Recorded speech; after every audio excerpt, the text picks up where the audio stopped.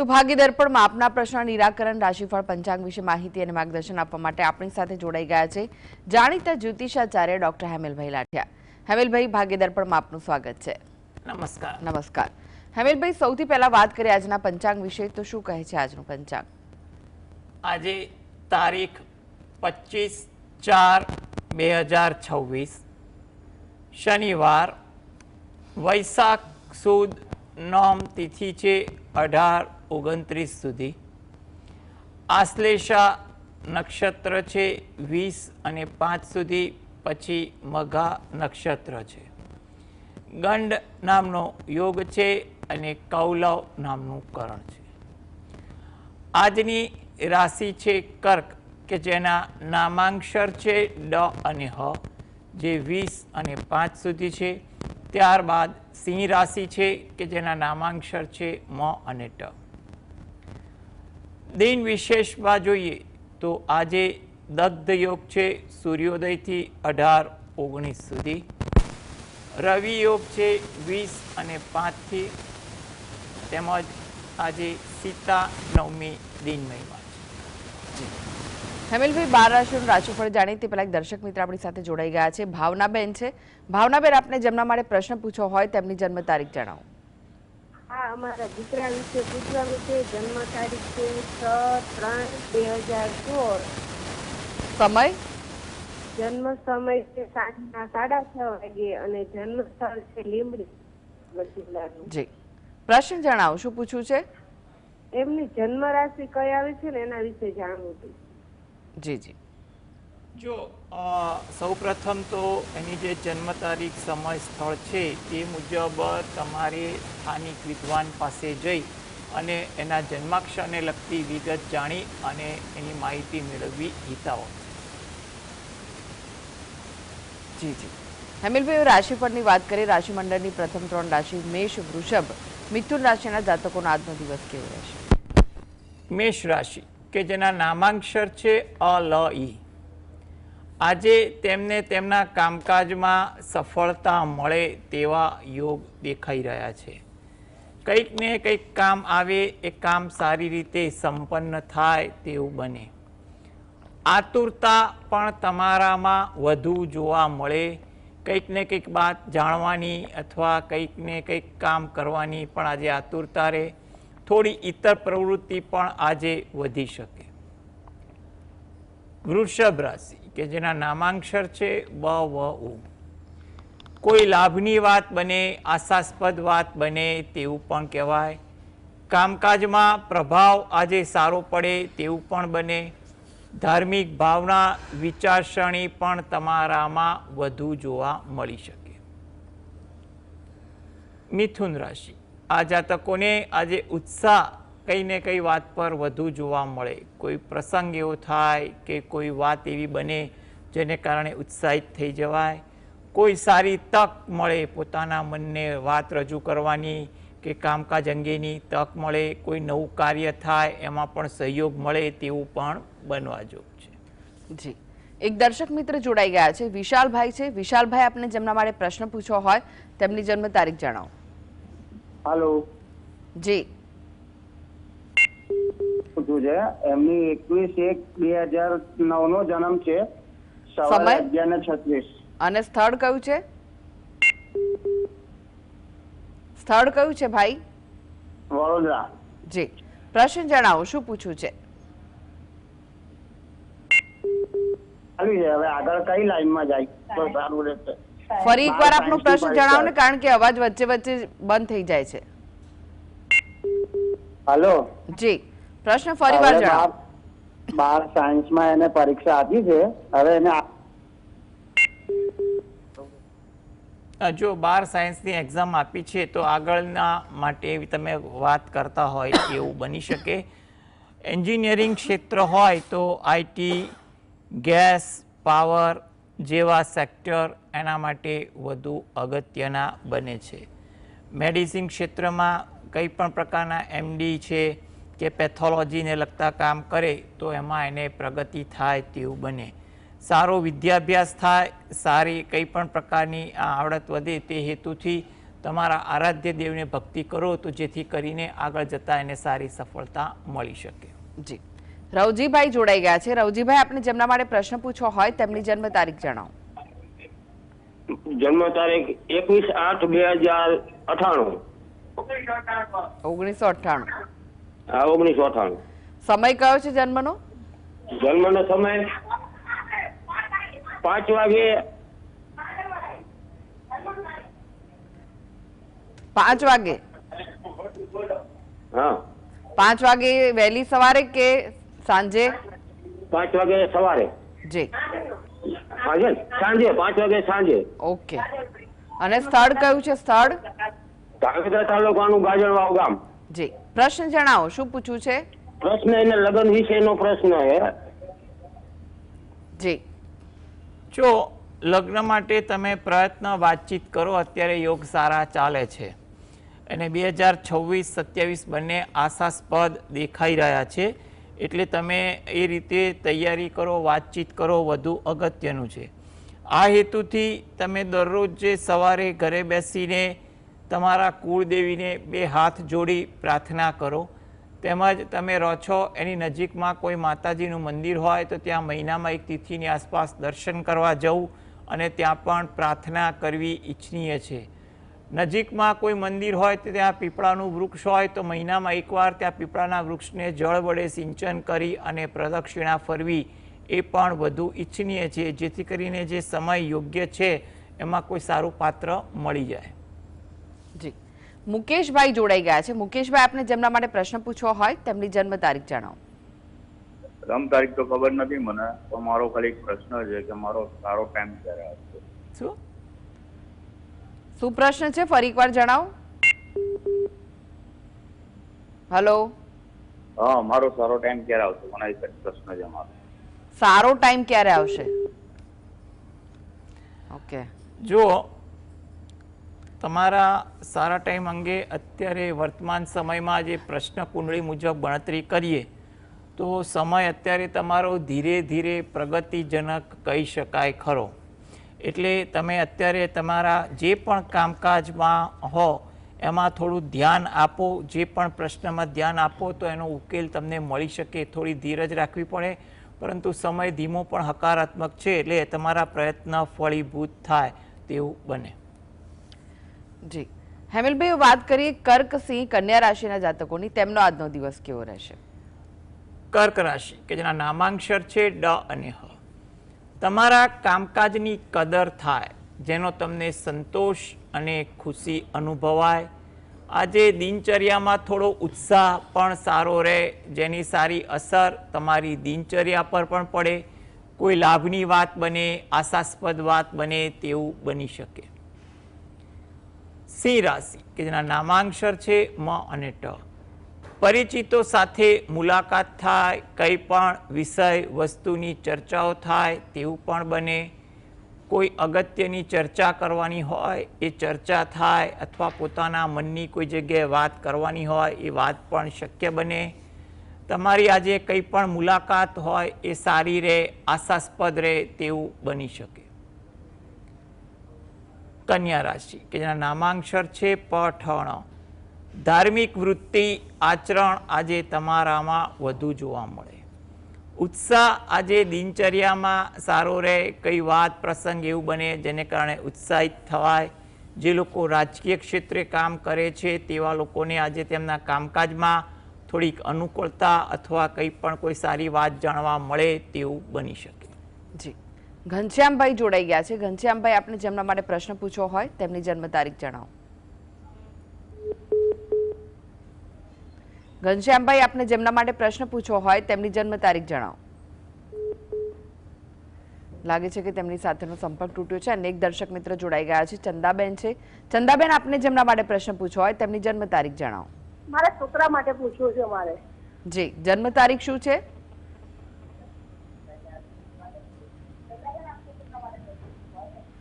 જન્મ તારીખ શું છે? પૂછવું છે મારે પ્રશ્ન. પહેલા ટીવી નો અવાજ ધીરો કરી દો અને તમે ફોન ઉપર ધ્યાન આપો. તારીખ 5મો મહિનો, ચોથો મહિનો 4 તારીખ. અને વર્ષ કયું છે? ચોથો મહિનો છે એમનો ચોથો મહિનો. એક મિનિટ હું પૂછીને દઉં તમને. બોલતા કાઢો જલ્દી. ચોથો મહિનો 4 તારીખ 2005. જી. સમય કયો છે જન્મનો? સમય છે 8 થી 9 ના વચ્ચે. એ રાત્રે કે સવારે? રાતના. અને સ્થળ કયું છે? સ્થળ અમદાવાદ. પ્રશ્ન શું છે, શું પૂછવું છે? એને કામ ધંધામાં ક્યારે થશે ને સગાઈ ક્યારે થશે એના માટે. જી. જો કામકાજમાં તો અત્યારે એને સારા પરિવર્તન આવી શકે એટલે અથવા કામકાજમાં મહેનત કરે અને કોઈનું માર્ગદર્શન લે તો ચોક્કસ ફાયદો થાય તેવું લાગી રહ્યું છે. એટલે કામકાજ પ્રત્યે થોડી એકાગ્રતા અને મહેનત વધારી દે.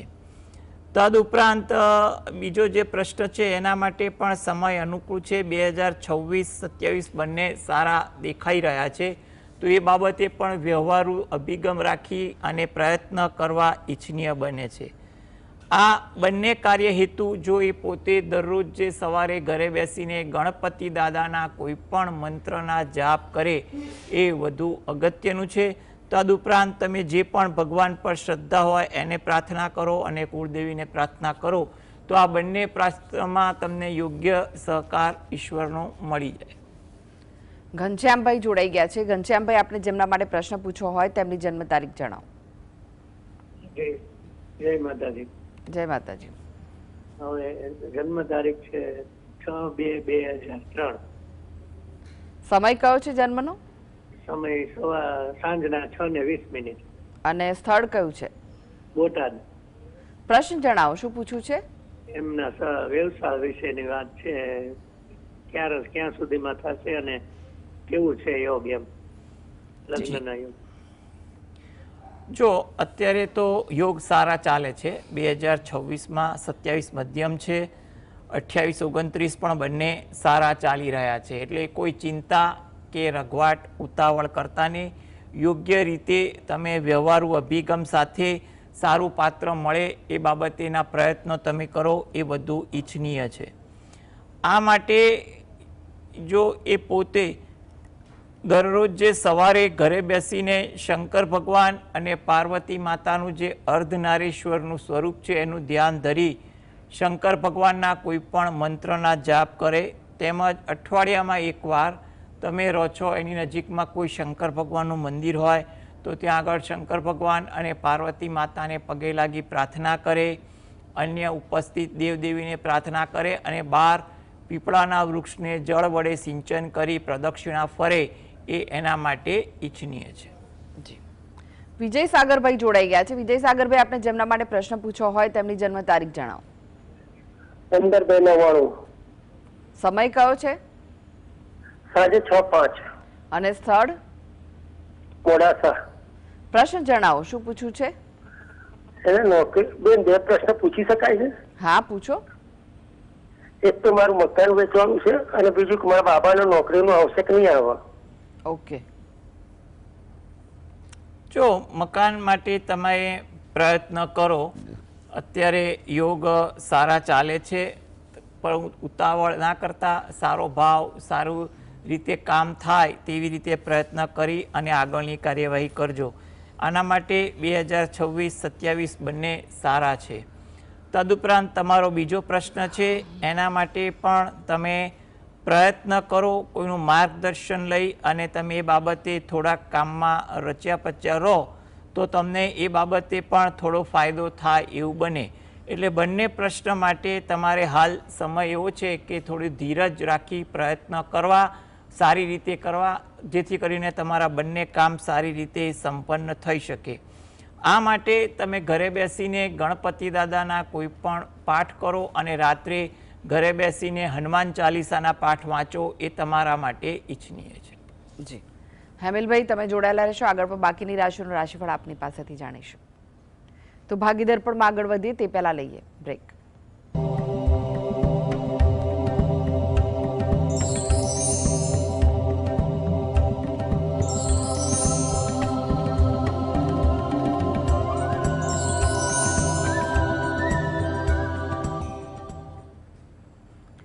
બ્રેક બાદ આપનું સ્વાગત છે અને આપણી સાથે જોડાયેલા છે જાણીતા જ્યોતિષાચાર્ય ડોક્ટર હેમેલભાઈ લાઠિયા. હેમેલભાઈ, બાકીની રાશિઓનું રાશિફળ જાણીએ તે પહેલા એક દર્શક મિત્ર આપણી સાથે જોડાયા છે, અનિતાબેન છે. અનિતાબેન, આપને જેમના માટે પ્રશ્ન પૂછવો હોય તેમની જન્મ તારીખ જણાવો. મારા નાના સિસ્ટરને વિશે પ્રશ્ન છે. એની જન્મ તારીખ છે 16/10/72. 16/10/72. હા, 16/10/72. સમય સવારે 7:15. અને પ્રશ્ન એવો હતો કે તેઓ સિંગલ છે તો હવે પછીનું જીવન પણ એમનું કેવું રહેશે? આપનો અવાજ ખૂબ ધીમો આવી રહ્યો છે. હા, એમ પ્રશ્ન એવો હતો કે એમનું અત્યાર સુધીનું જીવન આમ તકલીફો વાળું રહ્યું છે, હવેની લાઈફ કેવી રહેશે એ પ્રશ્ન હતો. જી જી. જો એમના જીવનમાં જોવા જઈએ ને તો થોડો ઉતાર ચઢાવ આવે, હેલ્થ વાઇઝ, વેલ્થ વાઇઝ એટલે કે કેરિયર વાઇઝ આવે એવા યોગો છે, પરંતુ ઈશ્વર કૃપાથી બચી જાય એટલે એવી કોઈ ચિંતા તમારે કરવી નહીં. આગળના સમય વિશે તમારે જો વાત છે તો આગળનો વિષય એટલે કે અત્યારે 2026 પણ સારું છે, આગળ 2027 પણ સારું છે. એટલે આ બાબતે જો એ પોતે જે પણ કાર્યમાં હોય, જે પણ પ્રશ્ન હોય એને સોલ્વ કરવા માટે યથાશક્તિ પ્રયત્ન કરે, માર્ગદર્શન મળે કરે તો એનો એક કાર્ય થાય તેવું બની શકે. એટલે કંઈ પણ પ્રકારની તમારે ચિંતા ના કરવી. આગળ ભવિષ્ય તો એનું સારું દેખાઈ રહ્યું છે. જીવનમાં ઉતાર ચઢાવ તો દરેક વ્યક્તિને આવે, કોઈને થોડા કોઈને વધારે, એટલે એમાં વધુ નકારાત્મક ના થવું એ વસ્તુ મોટી છે. આગળ એનું ભવિષ્ય તો સારું દેખાઈ રહ્યું છે એટલે તમે ચિંતા ન કરો. આ માટે જો એ પોતે શંકર ભગવાનના શક્ય હોય એટલા જાપ કરે, થોડું ધ્યાન ધરે, એ એના માટે અગત્યનું છે. તદુપરાંત ગાય કૂતરાને રોટલી આપે અને પક્ષીને ચણ તરીકે દાણા નાખે જ્યારે પણ અનુકૂળ પડે ત્યારે એ પણ વધુ ઈચ્છનીય છે, જેથી કરીને આગળના ભવિષ્યમાં એના આર્થિક, શારીરિક અને સામાજિક રીતે કોઈ સારી વાત બને તેવું આપણે ગણતરી કરી શકીએ. ચંદાબેન જોડાઈ ગયા છે. ચંદાબેન, આપને જેમના માટે પ્રશ્ન પૂછવો હોય તેમની જન્મ તારીખ જણાવો. 7મો મહિનો 23 તારીખ 2004. જી. સમય કયો છે? 7મો મહિનો છે. સમય કયો છે? સમય જન્મનો સમય 10 થી 11 નો ટાઈમ. એ રાત્રે કે? ઓકે. અને સ્થળ કયું છે? અમદાવાદ. પ્રશ્ન શું છે? શું પૂછવું છે આપને? એ બાબાના લગ્ન વિશે માટે પૂછવું છે. જી જી. જો લગ્ન યુગ માટે હાલ તમે પ્રયત્ન કરો એ ઈચ્છનીય છે. 2027 એના માટે સારું દેખાય છે, 28 મધ્યમ છે અને 29 સારું છે. એટલે હાલમાં તમે પ્રયત્ન કરો, સારી રીતે મિલન મુલાકાત કરો, વાતચીત દરમિયાન વિચારો કેવા મળે છે એ જાણો અને પછી તમે આગળ વધો. થોડી ધીરજ અને વ્યવહારુતાથી આગળ વધો તો એને સારું પાત્ર મળી શકે.